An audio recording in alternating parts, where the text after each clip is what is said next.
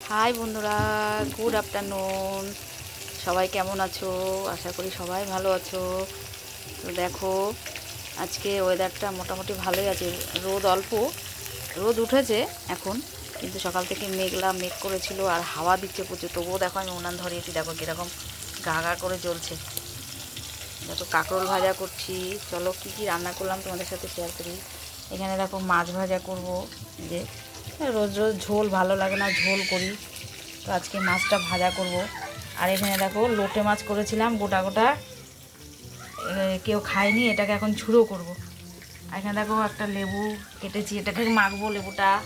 চলো আরও কি কি রান্না করেছি দেখাবো।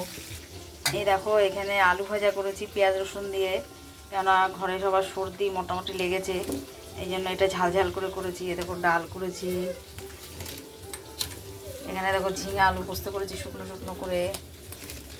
আর এখানে দেখো ভাত হচ্ছে উচ্ছে আলু সেদ্ধ দিয়ে, দেখো উচ্ছে আলু সেদ্ধ দিয়ে ভাত হচ্ছে।